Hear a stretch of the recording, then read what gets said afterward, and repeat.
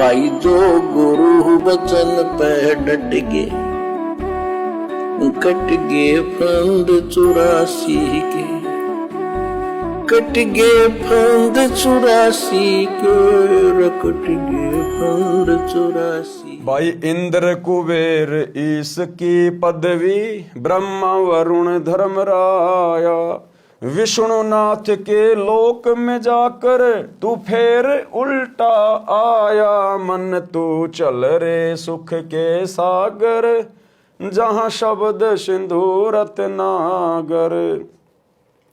जैसे महात्मा बुद्ध था, वो सीधा विष्णु के लोक से आया था, क्योंकि जब कभी उसको मनुष्य जन्म प्राप्त था, उसने जैसी भी भक्ति की, कोई तप किया, कोई जप किया, कोई दान धर्म किया, क्योंकि सच्चा गुरु तो उसको उस जन्म में भी नहीं मिला।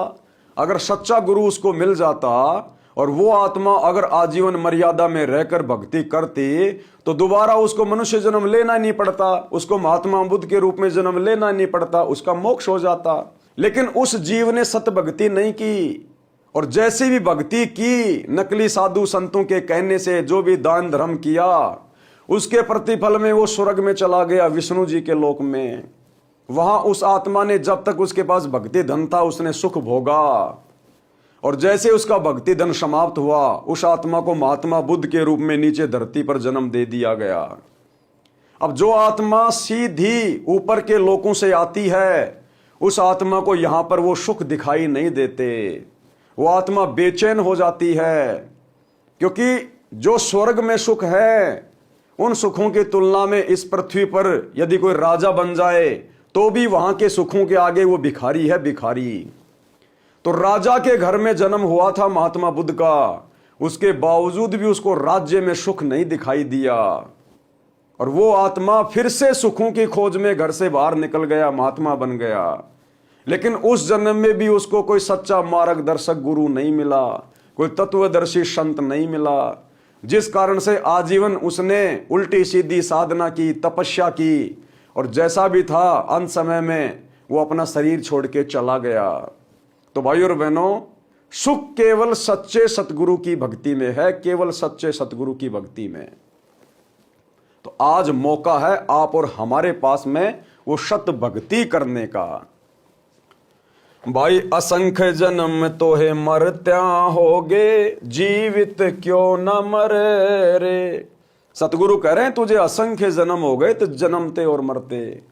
अरे तू जीवित क्यों नहीं मर रहा? जीवित मरने का मतलब है संसार की बकवादों से पीछे हटकर, इस गंदी राजनीति से पीछे हटकर, उल्टी साधना से पीछे हटकर, समाज की व्यर्थ की भक्ति बाधक परंपराओं से पीछे हटकर, रीति रिवाजों से पीछे हटकर, सतगुरु के ज्ञान को समझकर, तू सतगुरु से उपदेश लेकर सतगुरु के वचन पे चल। ये शराब पीना, मांस खाना, चोरी जारी करना, माता बहनों को गंदी नजर से देखना, रिश्वत लेना, भ्रष्टाचारी करना, 2 नंबर के काम करना, मिलावट करना, झूठ बोलना, छल कपट करना, कहते हैं इनको त्याग। ये मनुष्य के लक्षण नहीं है, ये एक सच्चे और नेक इंसान के लक्षण नहीं है। तो सतगुरु का ज्ञान समझ, सतगुरु की भक्ति कर, सतगुरु के वचन पे चल, संसार की बकवादों से और बुराइयों से पीछे हट। इसको कहते हैं जीवित मरना। अगर तू इस प्रकार से अपना जीवन यापन करेगा, एक नेक नागरिक बनकर, तो सतगुरु तेरा जीवन धन्य कर देगा। इसी जन्म में सतगुरु तेरी भक्ति पूरी करवा कर तुझे अपने परलोक ले चलेगा, तुझे सतलोक में ले जाएगा। उस सतलोक में ब्रह्मा विष्णु महेश का राज्य, ब्रह्मा विष्णु महेश के सुख, वहां पर हमारी चंपी करते हैं। 4 मुक्ति जहां चंपी करती, माया होरी दासी, दास गरीब अभय पद पर से वो मिले राम अविनाशी।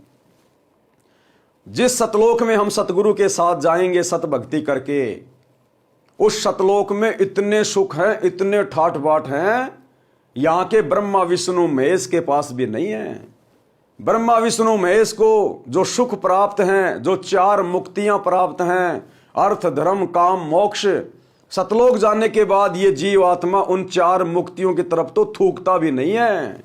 इससे ऊपर का सुख है वहां पर, जिसको फिर ये जीवात्मा अखंड भोगती है, कभी जन्म मृत्यु में नहीं आती है, कभी कोई कष्ट नहीं, कोई रोग नहीं, कोई दुख नहीं, वहां कोई लड़ाई झगड़ा नहीं, किसी चीज का अभाव नहीं, सर्व सुख ही सुख, इसलिए उसको सुख सागर कहते हैं।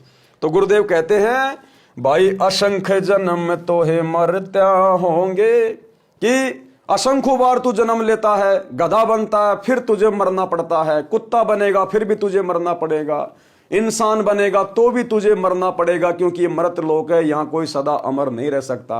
अरे अगर मरना ही है तो फिर वो कर्म क्यों ना कर, वो भक्ति क्यों ना कर जो तेरा सदा सदा के लिए जन्म मरण का ये रोग ही समाप्त कर दे। भाई जो गुरु बचन पे डट गे, कट गे फंद 84 के, कट गे फंद 84 के, कट गे फंद 84 के। भाई जो